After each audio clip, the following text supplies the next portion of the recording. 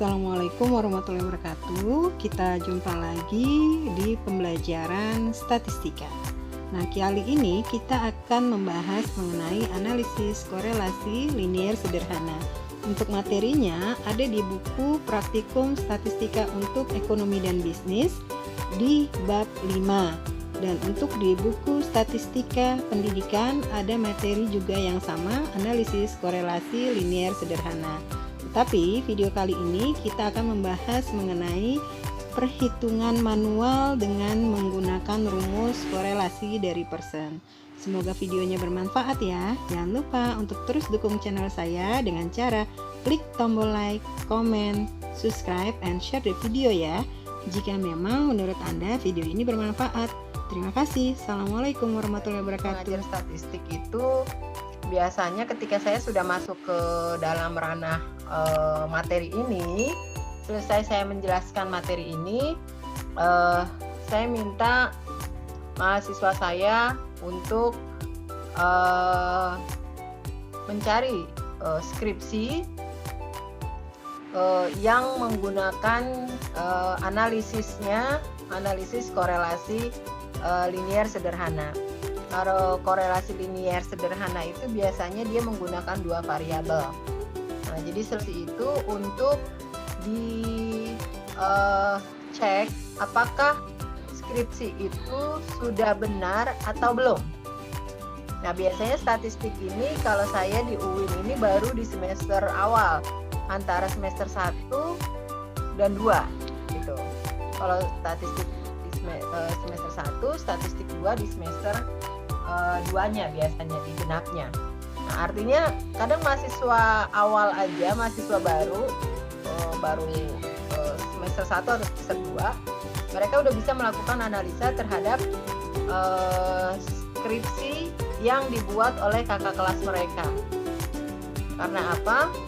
Karena mereka nantinya sudah bisa mengetahui belajar statistika ini untuk apa sih, tujuan utamanya. Kalau di dalam ranah ini, tujuan utamanya kita belajar statistika adalah untuk nantinya kalian bisa membantu mengolah data yang akan kalian olah dalam skripsi gitu.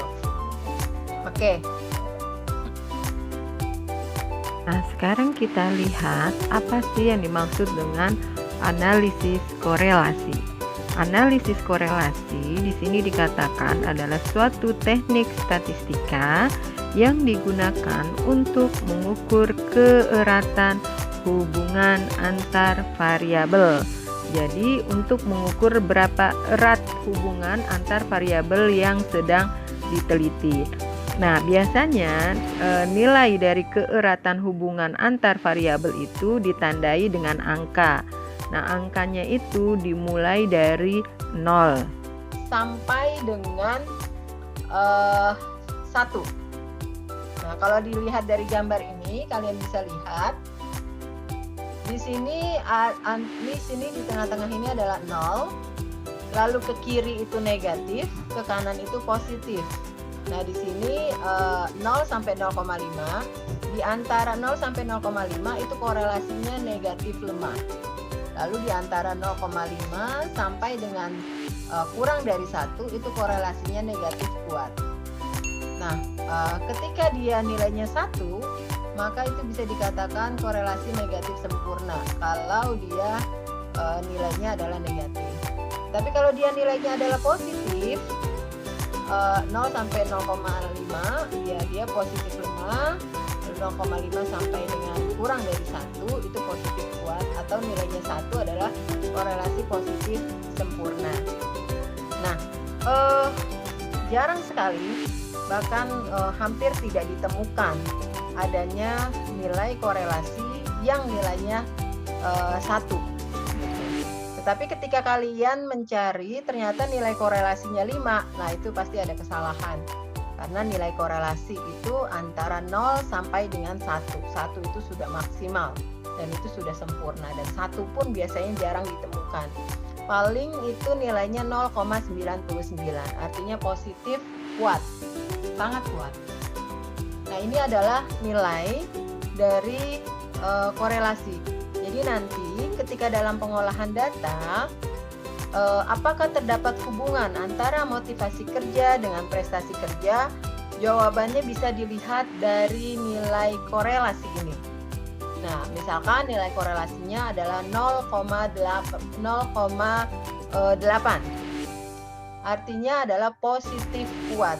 Positif kuat artinya apa, Bu? Apabila nilai X naik, maka Y pun naik. Itu yang dikatakan positif. Apabila motivasi kerja meningkat, maka sudah dipastikan prestasi kerja pun akan meningkat. Nah, tetapi ketika dia dikatakan negatif, apabila nilai motivasi kerja meningkat, maka prestasi kerja menurun. Itu sebaliknya. Gitu, ya. Nah, ini rumusnya, koefisien korelasi. Ini rumus manualnya ya. Biasanya untuk pengolahan deskripsi, rumus ini hanya ditampilkan di dalam skripsi kalian nanti, tetapi untuk pengolahannya kalian bisa menggunakan SPSS. Itu akan jauh lebih memudahkan. Dan untuk saat ini sepertinya sudah jarang ada dosen yang meminta mahasiswa untuk mencarinya by manual, tapi bisa dengan menggunakan software. Nah, untuk sekedar menuliskannya, rumus yang digunakan ya ini yang disebut dengan koefisien korelasi. Nah, selanjutnya selain ada nilai R, ini nilai R ya. Ini nilai R, nilai korelasinya nanti didapatkan berapa, 0, atau minus 0, sekian gitu ya. Nah, ada nilai yang disebut dengan koefisien determinasi atau KD. KD ini adalah bagian dari keragaman total variabel terikat dalam kurung variabel yang dipengaruhi atau sering kita sebut dengan variabel dependen, gitu kan? Nah, yang dapat diterangkan, bahasanya di sini saya tulis diterangkan, diterangkan bukan dipengaruhi ya, tetapi diterangkan atau diperhitungkan oleh keragaman variabel bebas. Dalam kurung variabel yang mempengaruhi, variabel bebas itu variabel yang mempengaruhi atau disebut dengan variabel independen. Semakin besar koefisien determinasi, semakin besar nilai KD atau koefisien determinasi, menunjukkan semakin baik kemampuan X menerangkan Y. Nah, jadi ketika nilainya itu tinggi, nilai koefisien determinasinya tinggi, maka semakin baik kemampuan X menerangkan Y. Misalkan tadi judulnya adalah motivasi kerja dengan prestasi. Maka apabila nilai KD-nya misalkan 0,9 atau 90%, maka semakin baik motivasi kerja menerangkan prestasi kerja. Nah, itu yang disebut dengan koefisien determinasi atau R square. R square itu R kuadrat. Nah, ini contoh soalnya. Berikut adalah data produksi dari harga gula tahun 2005 sampai dengan 2015. Carilah koefisien korelasi dan koefisien determinasinya, atau carilah nilai R dan nilai R square-nya. Nah, ini tahunnya. Ini tahun tidak dimasukkan, tetapi yang kita input adalah data dari harga. Harga ini adalah sebagai X dan produksi ini sebagai Y. Nah, data ini yang kita masukkan, X dan Y-nya.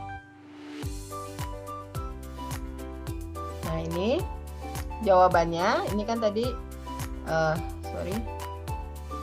Nah, ini harganya 3,11, produksinya di tahun 2015 3,5 ton.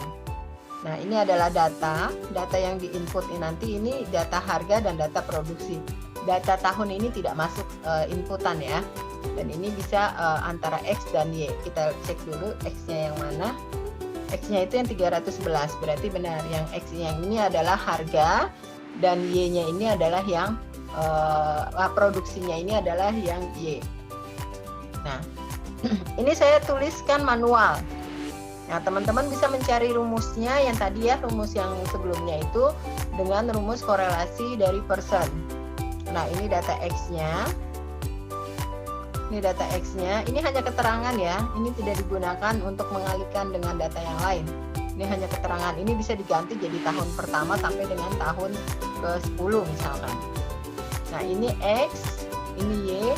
Sesuai dengan rumus koefisien korelasi, maka kita butuhkan data X dikalikan Y, lalu kita butuh data X kuadrat, lalu kita butuh data Y kuadrat.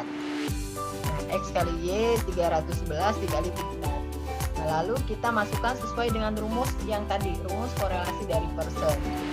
Nah, 11 ini dari mana? 11 ini dari datanya. Dari ini ya, dari 2015 sampai 2005 sampai 2015. 1, 2, 3, 4, 5, 6, 7, 8, 9, 10, 11. Nah, 11 dari situ. Lalu kita masukkan 29. Ini sesuai dengan rumusnya ya. Hasilnya ini jangan sampai salah karena di sini ada akar. Ini ada akar. Kita selesaikan dulu dalam kurung. Ini kita selesaikan dulu dalam kurung. Makanya di sini dibuat detail ya. Ini yang di dalam kurung diselesaikan dulu. Ini 11 dikali 1 juta ya. 11 dikali 1 juta 954.309 hasilnya ini. Lalu 4.459 yang dikuadratkan hasilnya ini. Setelah itu ini juga makanya ini dibuat detail biar terkadang kalau kita menghitung manual itu banyak sekali kesalahan. Jadi memang harus diurutkan seperti ini. Lalu hasilnya R-nya adalah 0,744. Nah, jadi nilai korelasinya sebesar 0,744. Nah, R square itu adalah koefisien determinasinya. Nah, tinggal kita kuadratkan aja, 0,744 dikuadratkan kita dapat nilai R square 0,55. Nah, kita lihat di sini artinya. R sama dengan 0,744. Di sini tidak ada negatif, berarti dia positif. Gitu ya. Artinya, nilai tersebut adalah positif yang bermakna apabila variabel X naik, maka Y pun akan naik. Dan begitu pula sebaliknya, apabila X turun, maka variabel Y pun turun. Ini yang dikatakan nilainya positif. Gitu ya. Positif bila X naik maka Y pun naik, bila X turun maka Y pun turun. Nah, ini yang dikatakan positif. Tahu positif dari mana? Ya karena di sini tidak ada angka negatif, tidak ada minus di sini, berarti dia positif. Nah, nilai 0,744 termasuk dalam kategori positif kuat. Ya, 0,744. Kalau tadi kan 0 sampai 0,5 itu lemah ya. Terus 0,5 sampai dengan kurang dari 1 gitu. Nah, ini kalau kita rinci 0,744 ini masuk dalam kategori positif kuat. Nah, jadi hubungan keratan antar variabel itu kuat. Nah, nilai KD-nya, koefisien determinasinya sebesar 0,55. 0,55 ini sama dengan 55%. Nah, artinya harga variabel X menerangkan variabel Y sebesar 55%. Sedangkan kalau dari 100 maka sisanya adalah 45%. 45% dari mana? Dari 100. Dari 100 dikurangi 55. Kita dapat 45% diterangkan oleh variabel lain. Variabel lain itu apa, Bu? Variabel lain itu bisa apa saja yang tidak dalam penelitian kita. Kalau ditanya variabel lain apa? Ya, kita misalkan meneliti tentang motivasi kerja dengan prestasi. Sisanya yang 45% apa, Bu? Bisa apa saja? Bisa disiplin, bisa tanggung jawab, bisa iklim organisasi, dan seterusnya. Tetapi yang jelas variabel motivasi kerja gitu ya, motivasi kerja diterangkan sebesar 55%. Di sini kan dalam kurung harga ini X. Tadi kan kita mengumpamakan saya sudah mengumpamakan X-nya itu adalah motivasi kerja. Nah, jadi motivasi kerja menerangkan variabel prestasi kerja sebesar 55. Jadi lumayan besar ya, kan tadi dikatakan semakin tinggi KD maka akan semakin baik variabel X menerangkan variabel Y. Nah, kalau ini dilihat, kalau ini kan terkait dengan hukum penawaran. Apabila X naik, hubungannya positif. Yang artinya apabila variabel X naik, maka variabel Y-nya pun naik. Dan jika variabelnya X turun, maka variabel Y-nya pun turun. Nah, itu yang dikatakan hubungan yang positif. Sedangkan untuk nilai koefisien determinasi diketahui sebesar 0,55 atau 55%, yang artinya variabel X menerangkan variabel Y sebesar 55%, sedangkan sisanya diterangkan oleh variabel yang lain sebesar 45%. Nah, inilah hasil perhitungan secara manual untuk mencari nilai korelasi dan koefisien determinasi untuk variabel dua variabel.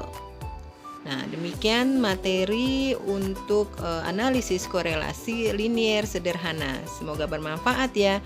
Jangan lupa untuk terus dukung channel saya dengan cara klik tombol like, komen, subscribe, dan nyalakan loncengnya agar ketika saya upload video baru Anda yang pertama untuk menikmatinya.